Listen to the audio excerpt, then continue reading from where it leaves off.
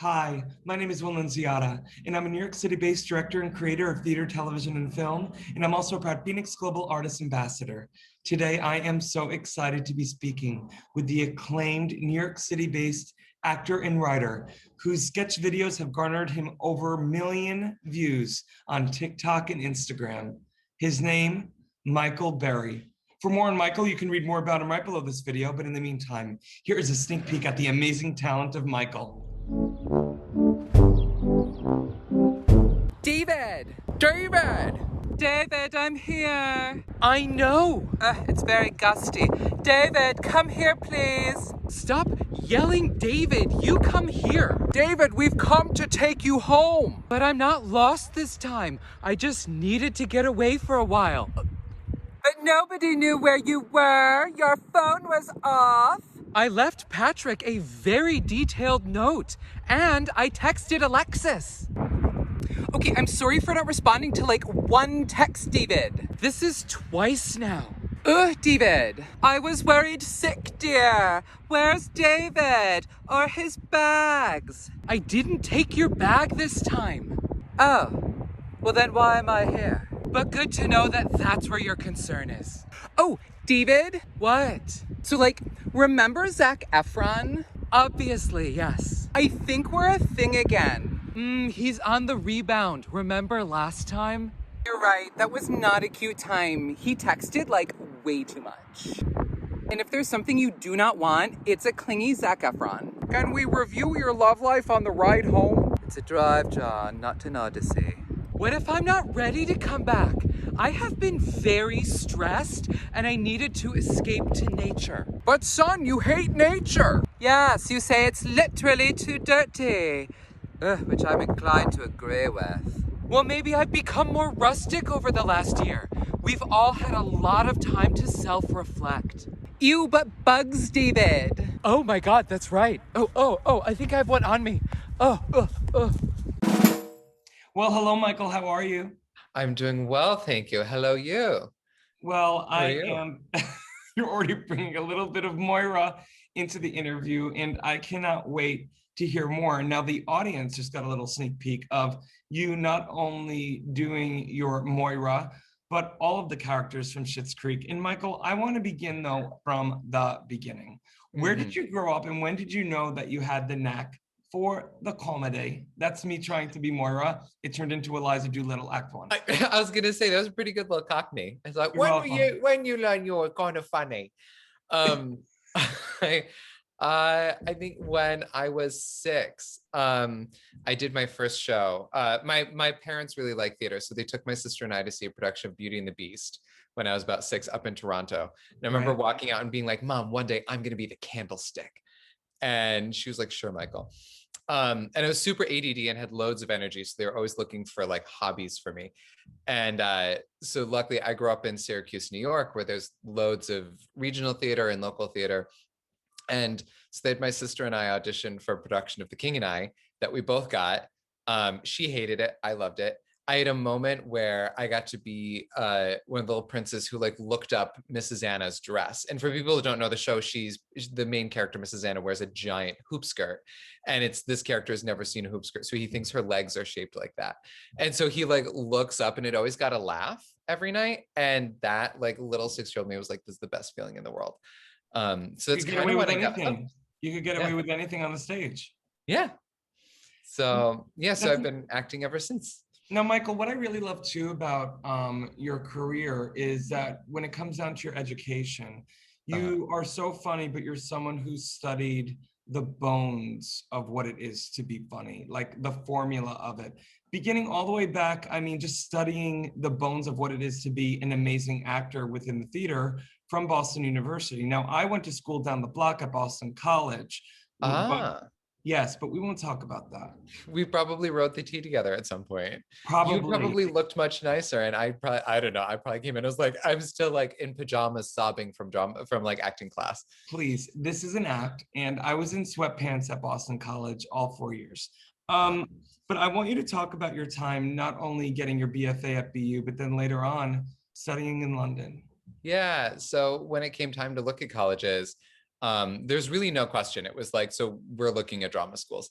And BU, yeah, I got into BU. It's an amazing, I loved it because it's a really strict, tough conservatory acting program. Because I was looking at straight up conservatories like Boston Conservatory, Juilliard, places like that. And I liked BU because I feel like it was a full, I wanted that university experience like a normal college kid. But like, I also wanted to like roll around on the floor and do like weird movement exercises. Right. So it's sort of like a perfect place for that. And Boston is such a great college Oh, town. forget it. The best. So it was that way of getting that great college experience, but still getting that really great sort of conservatory acting training. And then after school, I actually got into casting for a while, and I went back and forth between casting and acting, and then finally hit a point where I was like, I think I need to go back and get more training. I've spent too much time watching other people audition, working for some amazing casting directors, but so applied to grad schools, got into the London Academy of Music and Dramatic Art, into their MFA program, which is just classical acting. So it's a master's just focusing on classical text. So it's primarily Shakespeare, and then Jacobean, Restoration, Golden Age. And I wanted to do that because it scared me, because most of what I'd done before that was musical theater, and especially musical comedy. Like I'd been in the tour of Spamalot, I had done lots of things like that, and I hadn't really focused on something like Shakespeare. And a friend of mine is a dancer, and she was like, well, that kind of stuff, it's like ballet. Like, even if you don't ever do it, every dancer should know this sort of That's core right. training. It's like broccoli, you need it. What a beautiful way to say that, Michael, because it's exactly what I was thinking about when I learned about your education. And by the way, excuse the noise of 57th Street of New York City. Oh, no, you're fine. I'm up in the Bronx and they're doing construction on the building. I love it. Hashtag NYC. Yeah. Well, you know, you mentioned that. You mentioned, you know, for every dancer, it's ballet. For every, you know, musician, you would hope that they're classically trained. And as a singer too, to be classically trained, the fact that, you know this in your studies, all of the best comedians were the ones that studied those life or death acting techniques from Juilliard, from Boston University, from Boston Conservatory, from the best BFA programs in the world, and you are one of them. And so I love the fact that when I learned of your education, it made sense, because you're attacking the roles that you have now garnered millions of views from on, and millions of views from or on, millions of views. You've garnered millions of views, Michael. There we go. But you have this life or death stake thing, especially I want to talk now about quarantine time, how that came about, and you have blown up all over the TikTok and Instagram, especially with not only your Moira Rose, but your other characters within Schitt's Creek as well. How did that all come about? So bored in quarantine. Sorry, now I'm holding up my laptop too. I'm like pulling a Britney Spears, where I'm like, I'm up at this angle. So I was home. I obviously love Schitt's Creek. My roommate got me into it. And when we went into lockdown, a lot of my friends are improvisers and sketch writers and stuff, and they were creating podcasts and web series and all these things. And I've always just been like an actor. I'd never really thought about creating my own work. And my roommate and I did a Schitt's Creek challenge thing on Instagram, like how they were doing the push-up challenges and stuff. We did an impersonation challenge where he was David and I was Moira. Sorry, my David just became Alexis. And people thought it was quite funny. And so I was like, well, what if we did this? You know, he was furloughed from his job, and I was like, well, what if we did like once a week, we'll make a little YouTube channel, and we'll do David and Moira sit down with a cup of tea, she's always drinking tea, and give their very specific perspective on quarantine. And sadly, he had no desire to do it, but he had this like busted wig from an old Halloween costume, and I was like, well, let me plop that on my head and I'll give it a whirl. And the first couple episodes was just me improvising into my phone, picking a topic and just sort of riffing as Moira, not thinking it would go anywhere, more of an inside joke with him and like one other friend who thought it would be funny. And the second video ended up getting thousands of views, which for me, like, I know nothing about social media. I wasn't really into social media. And then all of a sudden, like, it went from, you know, my post would get 10 views. All of a sudden it was thousands. So I was like, I guess this is a thing. And it became this fun project where every week I would do a couple episodes and try and find a different subject to talk about, and started bringing in other characters. And now I've like over 30 wigs and 20 different characters that have come in. So it's really snowballed. Well, I love, Michael, I love the fact that you attacked doing this project just from wanting to create and be artistic and put your light out in a time that, it is freaking dark, and Yeah. that you didn't expect the acclaim that you've gotten. So that must, those Oh, it moments. still surprises me. Like I just had another video sort of blow up and it's people like, how does it feel? And I'm like, I don't know. I'm still just sitting in my kitchen with a wig on my head. Like for me, it hasn't changed much. That's right. Except for I like to keep, but yeah, like it's sort of that actor's dream where it's like, my mom gave me the advice very early on. She was like, keep it positive, Michael, keep every episode positive. And so each one is always about something and there's always a positive message. And so for me, yeah, it's like that sort of actor dream where it's like I'm creating work that I believe in that's coming from a very heartfelt place that hopefully is making people happy. And I love that, Michael. And it's so funny that your mom said that, because as a director, I was watching all of your videos and I'm like, oh my God, it's as if someone whispered in his ear right before today's the day. Yeah. Like everything has like its own little like life or death stakes. Like I'm like, he enters the room and it's like, it's here. It's like a 10. And it's like, I don't know. I love the life or death stakes of like every video. It's like, we're eavesdropping in on shit. It's the fan, go. Yeah, it's fun. And it's amazing like how with the world, people are like, how are you still coming up with ideas? And I don't usually plan that far ahead. Usually it's how am I feeling in that moment or That's what's so going great. on in the world. And, like there were days where I was really sad and having a tough time being in lockdown. So I was like, you know what? In the show, Moira goes in the closet. This episode, Moira's going to sit in the closet and she's going to talk about how it's okay to be sad. And sometimes you need prescription meds, but sometimes you need to just sit in a dark closet for a day. And when you come back, when you come out, you'll feel better, but like, don't feel bad about it. You know what I also love, Michael? I love that in your work, I don't want to even say it's an impression, because again, knowing your background as an actor and you leaving like your stubble and everything. Because I can't do makeup. What? Because I'm terrible at doing makeup. Well, I was thinking, well, that could be one thing. Obviously, well, that's the truth because you just said it. But I was like thinking, I was like, but of course he still has his stubble on, because you're playing the essence of like any great Shakespearean actor would. And it seems like it's a beautiful combination of you playing homage to these characters that you love, but also a little bit of Michael too.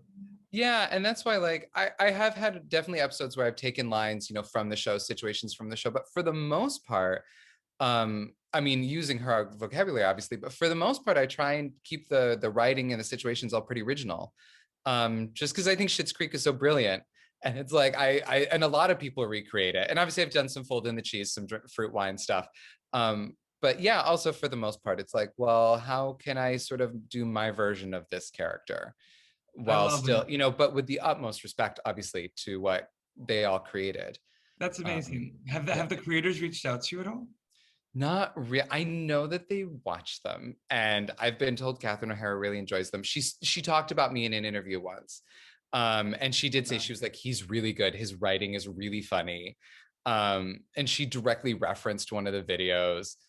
Yeah, which is insane because I love Catherine O'Hara. Even before Schitt's Creek, I loved Catherine O'Hara. Forget it. I mean, like, yeah, that, and so the fact that she like openly was like, no, these are really good, about a character she created was just incredible. It's amazing, Michael. So Michael, before we end our interview, I want to know what's next for you. So I have a film that's coming out in May that we shot right before lockdown called Milkwater. It's my first feature film. I'm very excited. Wow. And where's that going to be distributed?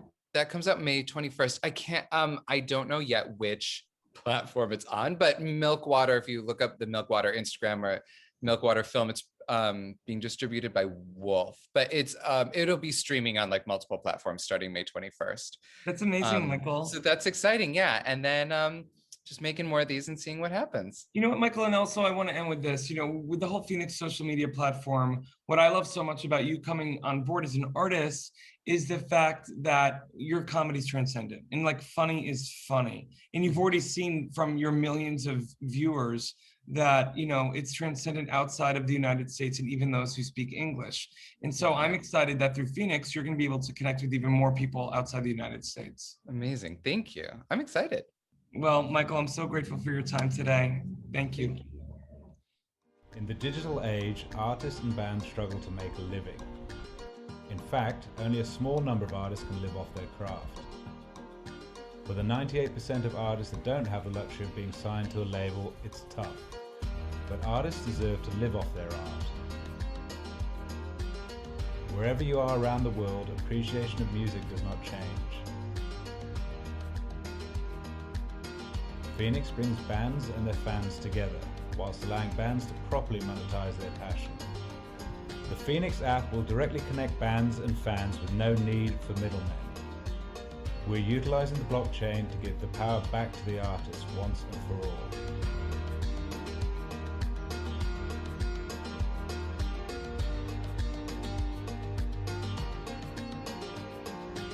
Join FENIX, join the change.